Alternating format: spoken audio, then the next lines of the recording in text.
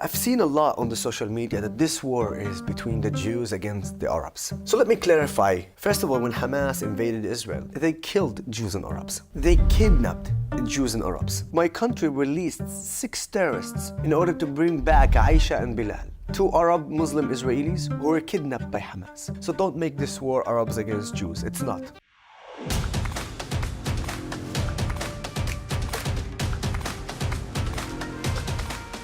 This is a Visegrad 24 series about the Israel-Hamas war.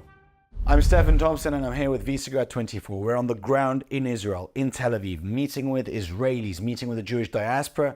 We're meeting with influencers, journalists, professors, politicians, activists, social activists, IDF soldiers, and we're trying to show you, our viewers, what the situation is like on the ground and what Israelis are living with, what they're dealing with, and what they're currently going through. I am now with Yoseph Haddad. He's a journalist, he's a social activist, and he's the CEO of a social organization called Together Vouch for Each Other.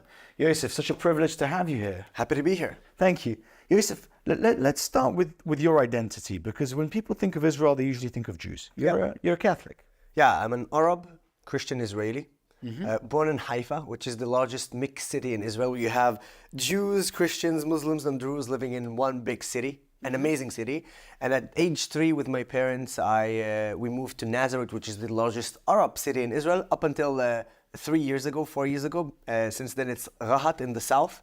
Okay. My life, I spent a lot of my life in Nazareth learning and having my friends, but also in Haifa, because in Haifa I have my family over there.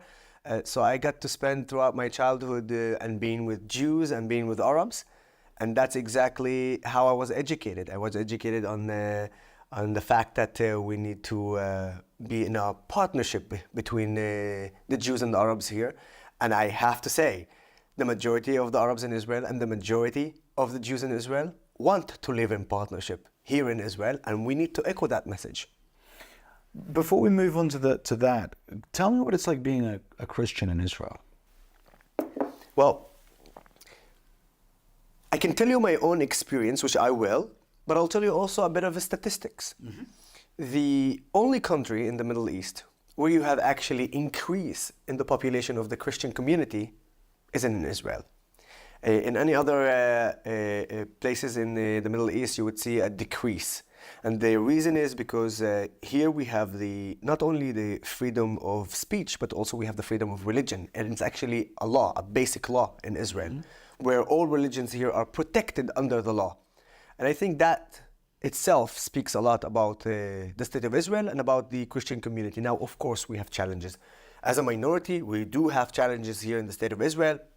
As minorities, and in any other countries in the world, we have the problems, but the way that we can solve those problems is working together.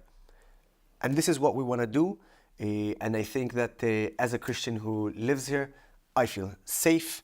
I know that if someone who's extremist, a minority extremist, will attack me, I know that my country and the police will do their job. I've seen it, by the way, in many cases. We had some case in Haifa. The police and the city dealt with it on the best way.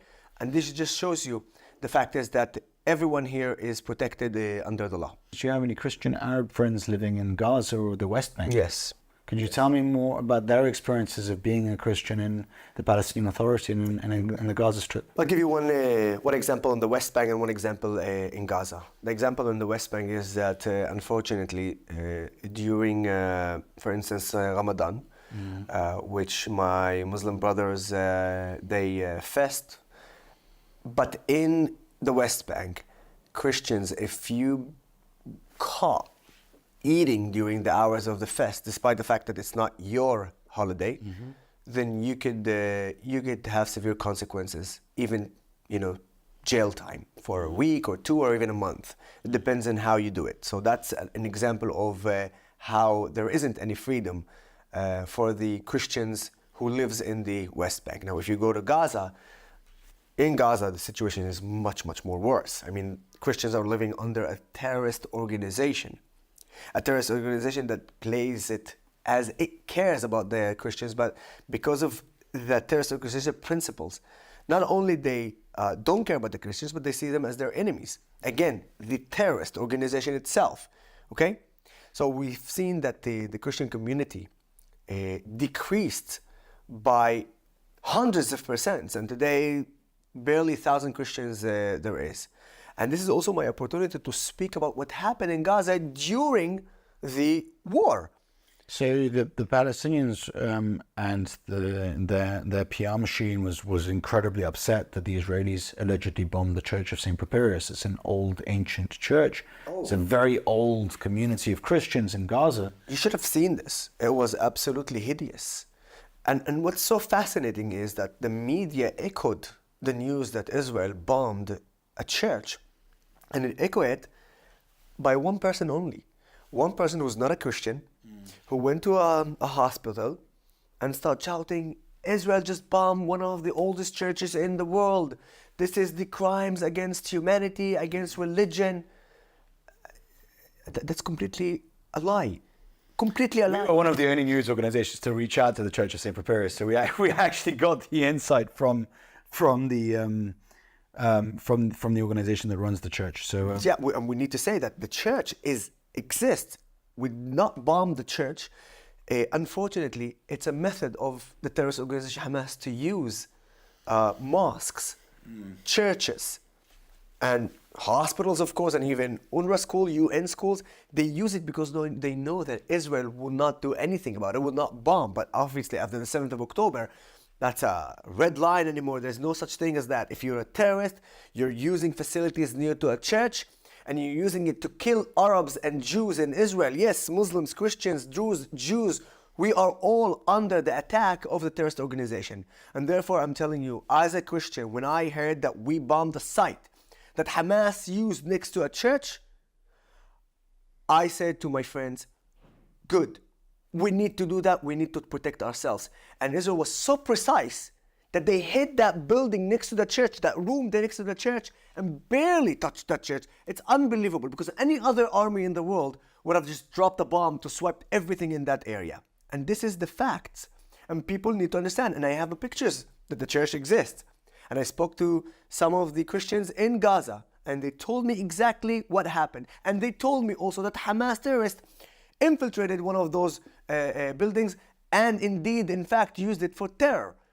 So we need to say that out loud, and we need to make sure everybody understands the situation. what is the war Israel is fighting? Tell me more about the conflict that we have here. So here's the thing. I've seen a lot on the social media that this war is between the Jews against the Arabs. Mm. So let me clarify a couple of points here. First of all, when Hamas invaded Israel, they killed Jews and Arabs from Israel. They kidnapped Jews and Arabs. And Thai people and Filipinos and... Of course. Obviously. But I'm specifically speaking about the partnership of the Jews and the Arabs in Israel.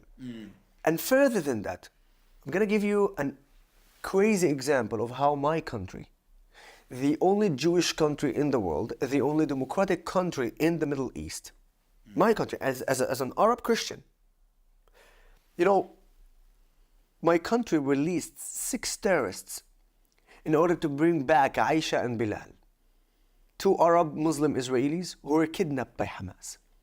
So first of all, we know that my country would do absolutely everything, and it doesn't matter whether you're a Jew or an Arab, to bring you back home. That's the evidence. Bilal and Aisha. And right now, as we speak, there are Jews and Arabs still kidnapped by the terrorist organization Hamas. They're under the ground in those terror tunnels. 136 of them. And we need to make sure that they come back home as soon as possible. And further than that, we need to make sure to destroy that despicable terrorist organization. But saying that, let me even add that as we speak, in the IDF, you have Arab Muslims, Christians, Druze, and Jews fighting in Gaza, fighting for our freedom, for our democracy, fighting against this vicious terrorist organization.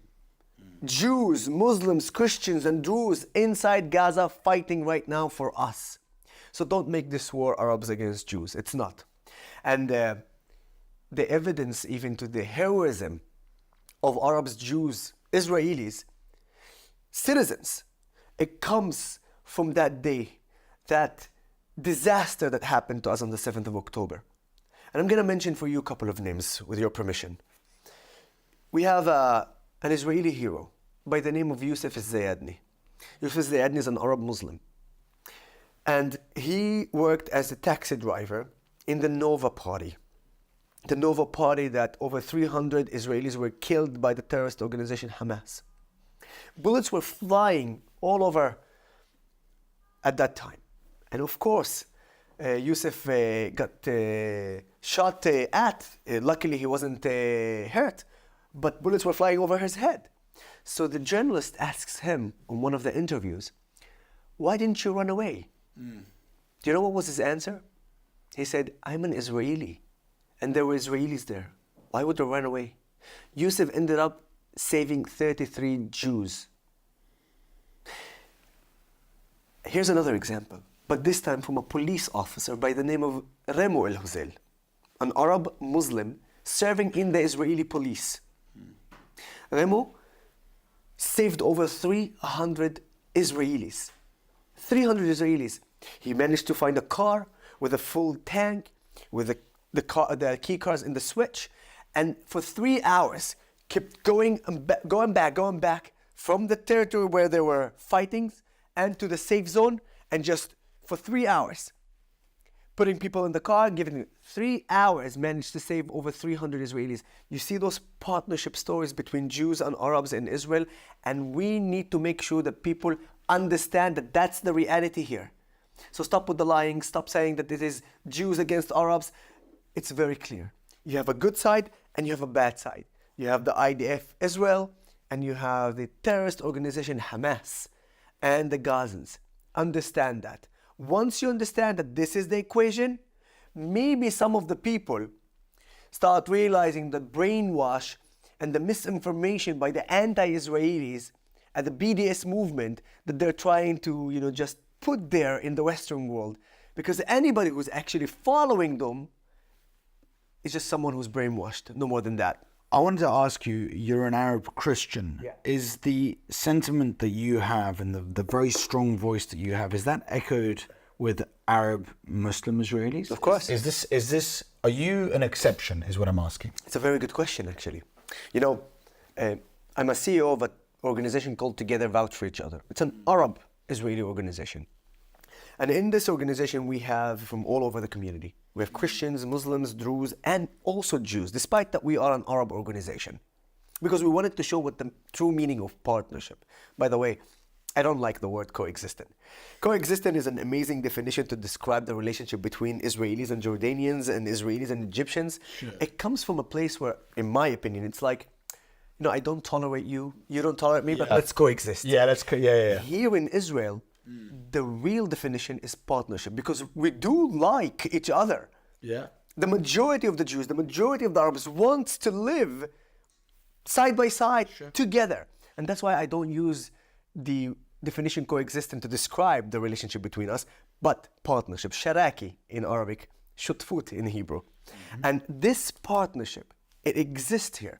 And in my organization, and I'm the head of the organization, and I'm Christians, and it's logical because you have 1.6 million Muslims and 145,000 Christians. So it's only logical that the majority of our people who are volunteering in my organization is actually coming from the Muslim community. Sure.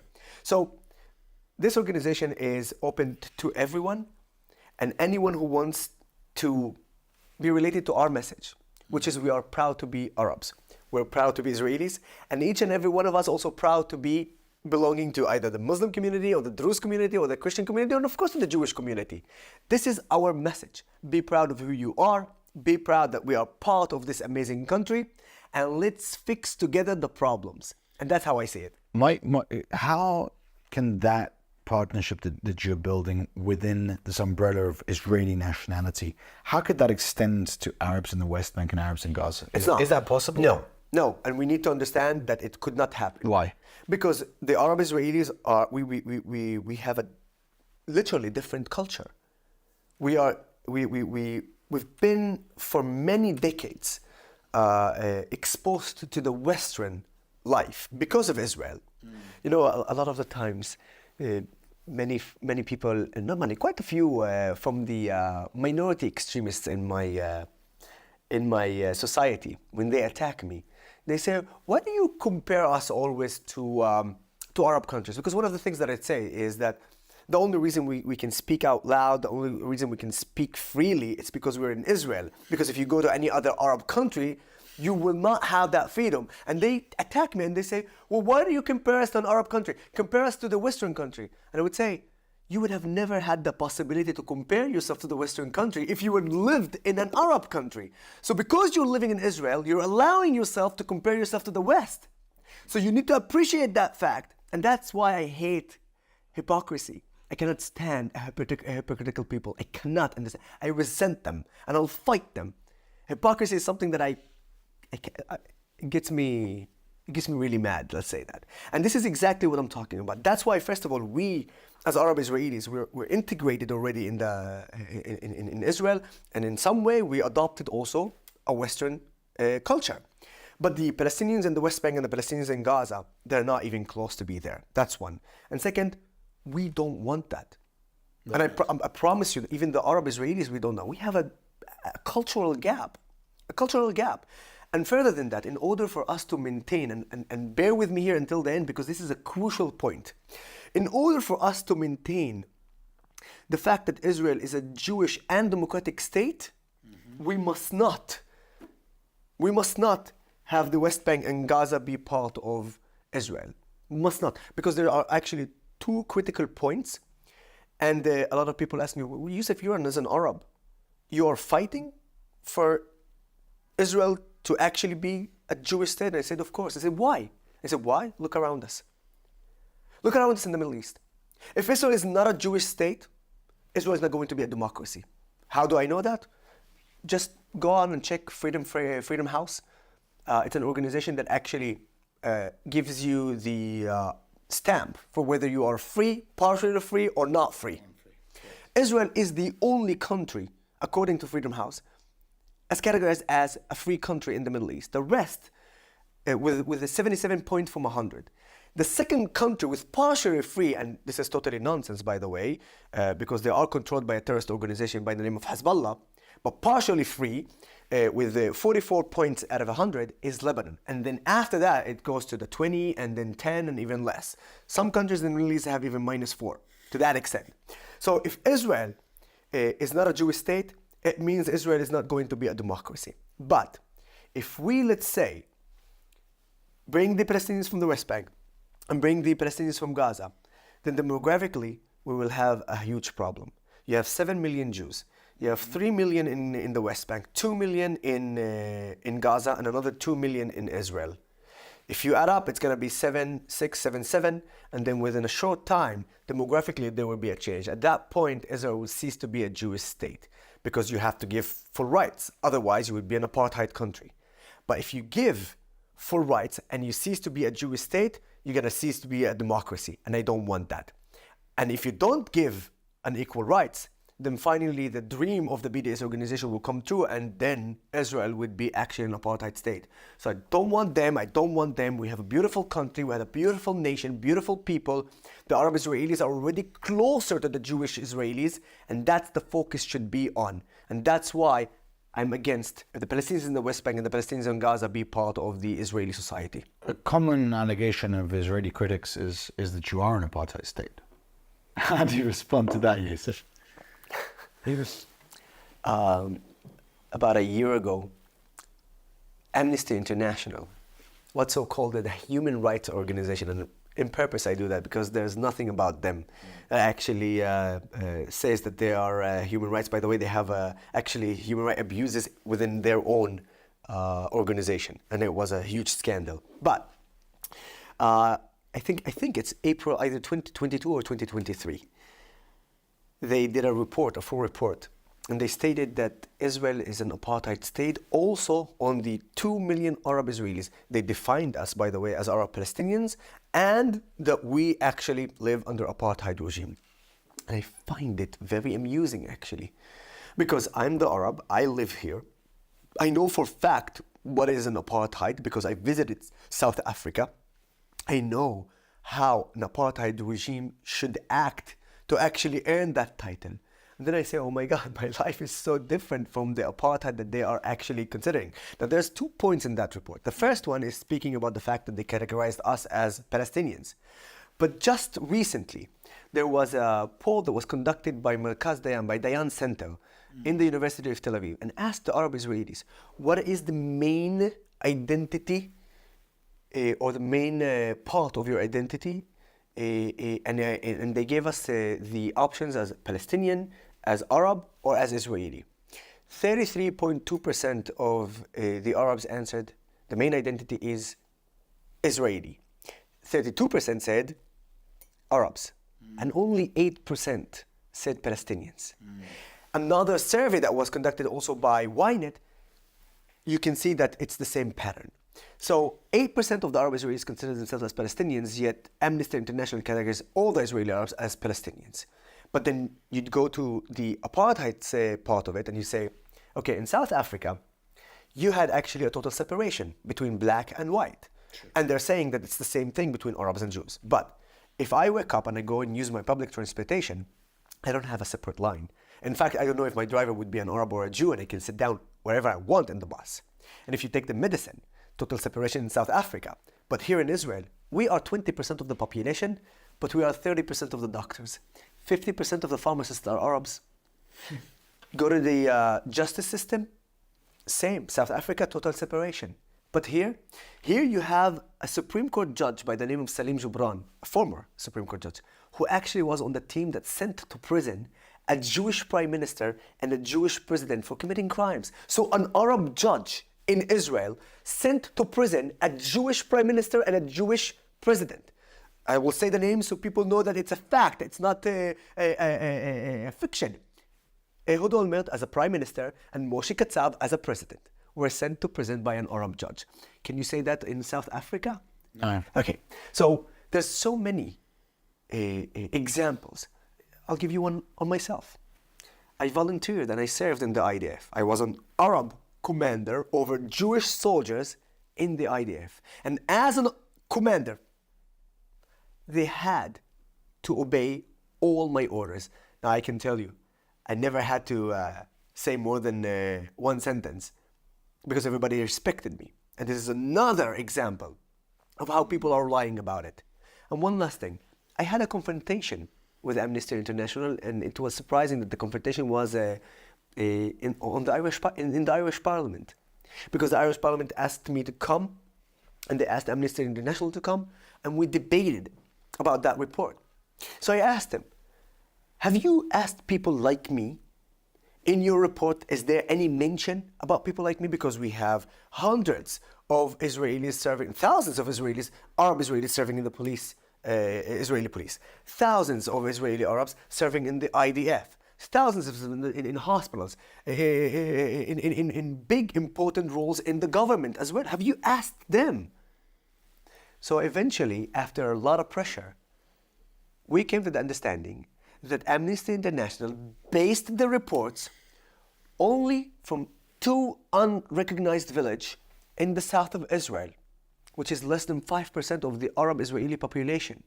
And based on them, they made the report as if it's all the Israeli Arabs. Do you understand how they misinform their own people and the world? And that's why, from the beginning I said, human rights organization. That is how you create a problem. That's how you make problem that does not exist. So everyone who's calling Israel an apartheid state, you know what they're doing? They're not coming to solve the problem. Actually, their main target is to maintain that problem, because those organizations have zero reliability to continue what they're doing unless they claim that there is an apartheid, because they don't want to solve it. 50% of knowing the problem, 50% of solving the problem is actually knowing the problem and pointing at it. But when you point on a problem that does not exist, how can you solve it? So they don't want to solve it. They want to maintain this conflict because they want to maintain the millions and millions that they're getting every year. And that's our problem. I want to ask you about Arabs in the West. We have seen over the last 3 months very large protests across Western cities, be it New York, be it London, be it Paris. Many of the people who are marching are people of migrant background or of migrants or of migrant background. Yes. And by the way, that's the deception. Saying, oh, well, the West is with Palestine. It's completely nonsense. Guys, look who is protesting. Of course, I'm not generalizing. Obviously, you have locals. But look at the big picture. Who is protesting? Look at us. Look at them. And you'll understand exactly what I'm saying. Can you tell me more about how you feel when you see these massive protests? I'll tell you. They're ungrateful. They're abusing democracy. They used to live in a dictatorship. They run away from dictatorship, seek asylum in democracy, in the West. And then instead of saying, okay, we have an opportunity. We are great. We should be grateful. We're in a country that does not abuse us and does not tell us to shut up, but allow us to speak freely, not like where we were born, not like where our home is. So instead of using it to prosper, to become part of the country, part of the society where they actually want to do the same thing like their leaders did in their countries. This is the level of the hypocrisy that I cannot tolerate. And this is the level of the fact that they're ungrateful. Ungrateful. How much do you think of the movements that we're seeing in the West that are protesting for Palestine and protesting very vociferously against Israel? How much of that do you think is genuine, and how much of that is being orchestrated by bad faith actors, by the Russian, Chinese, Persian axis? And how much of this is being astroturfed? First of all, we know it's not a conspiracy theory. We have evidence. We have evidence that Iran, the regime, is part of what's going on.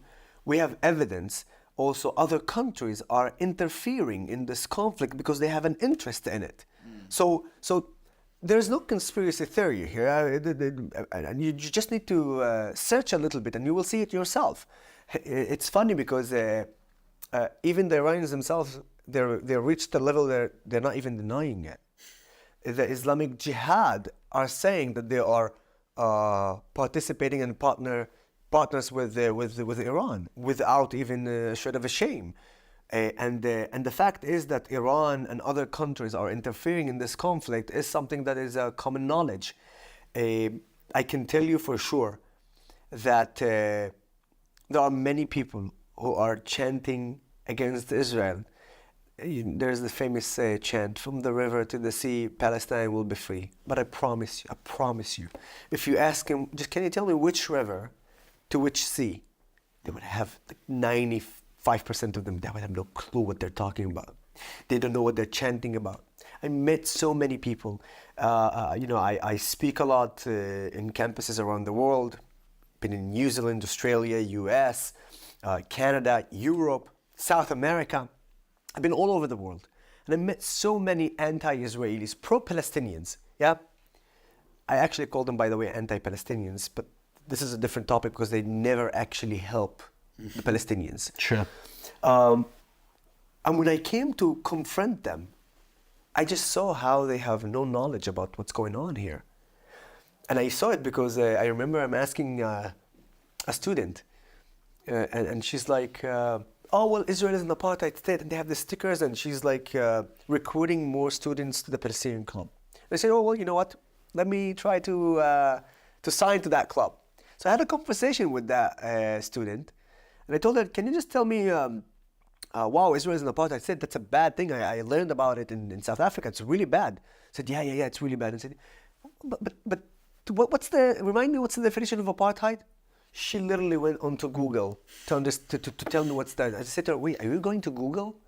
You don't know what's the meaning of apartheid? Well, but you're calling Israel as an apartheid state, but you don't know what is apartheid means. And then I had a full conversation with her. At the end of that conversation, you would realize, if you see that video, you would realize how much zero knowledge they have. And further than that, how they are misled by those who have actually the purpose of misleading local people, local students. And that's how they're actually winning. They're like a virus spreading everywhere. And then it's very hard to treat it because the virus is spreading everywhere. The problem is that it's not a good virus. It's a really bad virus who are misleading, put misinformation and brainwash local people, local students in each and every country without knowing the truth and the facts. That's why the first thing I say to everyone, come to Israel. Come to my home in Nazareth. Let me show you what is the reality of an Arab in Israel. And I promise you, I'm not going to lie to you. Israel is not perfect. Problems exist. I'll share with you those problems and I'll share with you how we can find solutions for those problems. But definitely not like you're saying. And that's my take on it. Yoseph Haddad, thank you very much. Very much.